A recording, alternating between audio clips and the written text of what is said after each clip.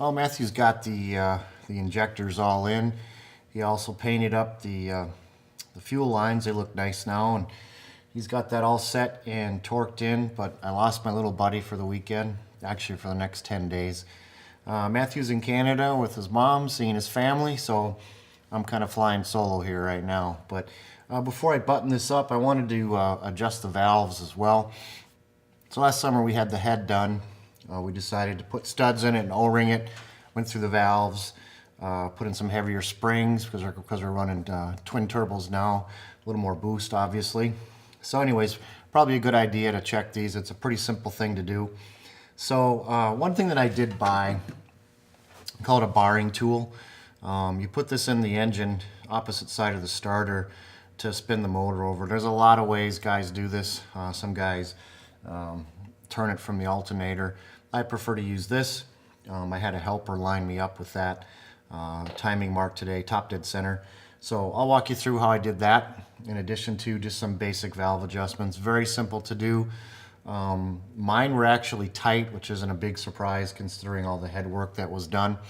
Luckily it's only got a few thousand miles on it, because too tight a valve can cause a huge problem. It can actually overheat that valve. It's not coming up high enough to cool. So anyways, we'll get to it. I'll show you how we move this thing to top dead center. It's probably a little tough to see, but here's the barring tool.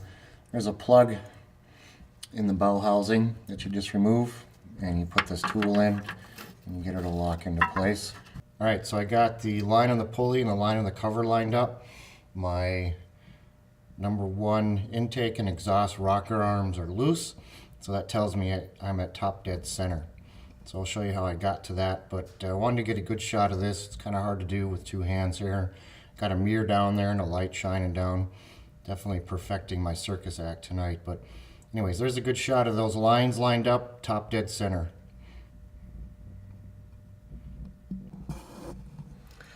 Alright, so again, we got it on top dead center, and you want number 1 and number 2 intake and exhaust valves loose, which these are. Alright, so I already went through and did my intakes on this setup, and I'll show you how to do an exhaust now. But I made a little cheat sheet here. I basically wrote down the order that top dead center would be. You see, you can do for number 1, for top dead center, with the line lined up, intake, you get number 1 intake, number 2 intake, and number 4 intake, and number 1 exhaust, number 3 exhaust, and number 5 exhaust. So those are the first ones we're going to finish up adjusting. Alright, wanted to get you guys a little better shot of the barring tool for turning over the engine. So that's that little black bad boy in the background there. And then I'll back things up a bit so you can kind of see what I did. So I'm working by myself today. Got a helper to line me up for the first set of valves. So what I did is I got a super long set of extensions so I can do this by myself here. And I also made a mark on the bottom of the dampener. 1 360-degree rotation. We'll put my injector pump pulley right exactly where I need it to do the rest of the valves.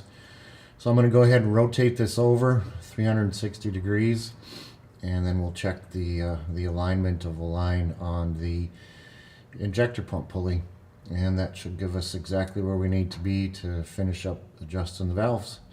Pretty straightforward. Hope this helps, especially if you're working by yourself like I am today. A little challenging without a helper here. So again, just took a long extension on my ratchet. Hope you guys can see that okay.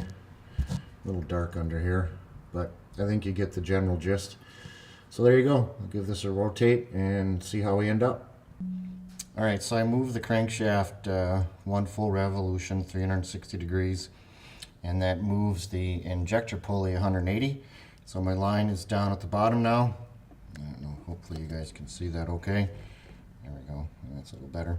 So anyways, my injector pulley moved 180. My line is not down. Now down, I'm at bottom dead center, which will allow intake 3, 5, and 6 to be adjusted, and exhaust 2, 4, and 6 to be adjusted. So there you go. A little paint trick on the bottom of the dampener worked out pretty well.